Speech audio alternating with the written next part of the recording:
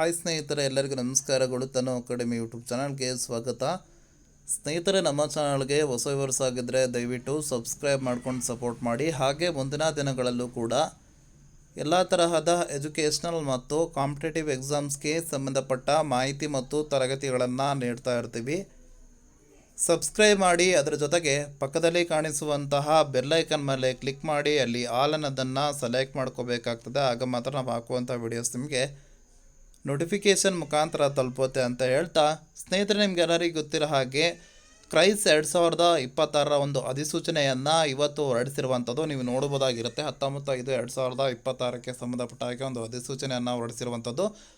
ಇದು ಯಾವುದಕ್ಕೆ ಸಂಬಂಧಪಟ್ಟಿದೆ ಅಂತ ಅಂದರೆ, ಮೊದಲನೇ ಸುತ್ತು ಸೀಟು ಹಂಚಿಕೆಯ ತಾತ್ಕಾಲಿಕ ಫಲಿತಾಂಶ. ನೋಡಿ ಸ್ನೇಹಿತರೆ, ಈಗಾಗಲೇ ಲೀಸ್ಟನ್ನು ಬಿಡುಗಡೆ ಮಾಡಿದ್ದಾರೆ. ಅಲ್ಲಿ ಫಸ್ಟ್ ರೌಂಡ್ ಅಂತೇಳಿ ಕೊಟ್ಟಿರಲಿಲ್ಲ. ನಾನು ಹೇಳಿದ್ದೆ ನಿಮಗೆ ಮುಂದಿನ ಒಂದು ಅಧಿಸೂಚನೆಯಲ್ಲಿ ಕೊಡ್ತಾರೆ ಅಂತ ಹೇಳಿ.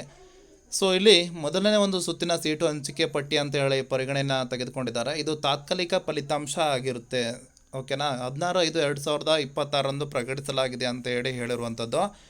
ಅದೇ ರೀತಿಯಾಗಿ ನೀವು ತಾತ್ಕಾಲಿಕ ಫಲಿತಾಂಶಕ್ಕೆ ಏನಾದರೂ ಆಕ್ಷೇಪಣೆಯನ್ನು ಸಲ್ಲಿಸೋರಿದ್ದರೆ, ಒಂದು ವೇಳೆ ಪ್ರಕಟಿಸಿದ ತಾತ್ಕಾಲಿಕ ಫಲಿತಾಂಶದ ಬಗ್ಗೆ ಏನಾದರೂ ಆಕ್ಷೇಪಣೆಗಳಿದ್ದಲ್ಲಿ ಅಥವಾ ಬದಲಾವಣೆಗಳಿದ್ದಲ್ಲಿ ದಿನಾಂಕ 21/5/2026 ಆಯಾ ಶಾಲೆಗಳಲ್ಲಿಯೇ ಆಧಾರ ಸಹಿತ ಆಕ್ಷೇಪಣೆಗಳನ್ನು ಲಿಖಿತ ರೂಪದಲ್ಲಿ ಸಲ್ಲಿಸಲು ಸೂಚಿಸಿದೆ ಅಂತೇಳಿ ಹೇಳಿದ್ದಾರೆ. ಆವಾಗ ನಿಮಗೆ ಏನು ಮಾಡ್ತಾರೆ ಅಂದರೆ ಫೈನಲ್ ಲೀಸ್ಟ್ ಅಂತೇಳಿ ಬಿಡ್ತಾರೆ. ಓಕೆನಾ. ಮೊದಲನೇ ಒಂದು ಸೀಟು ಹಂಚಿಕೆ ಪಟ್ಟಿ ಅಂತೇಳಿ ಬಿಡುಗಡೆ ಏನಾಗಿತ್ತು, ತಾತ್ಕಾಲಿಕ ಅಂತ ಏನಿತ್ತು, ಅದು ಅಂತಿಮ ಫಲಿತಾಂಶ ಅಂತ ಹೇಳಿ ಬಿಡುಗಡೆ ಆಗುತ್ತೆ.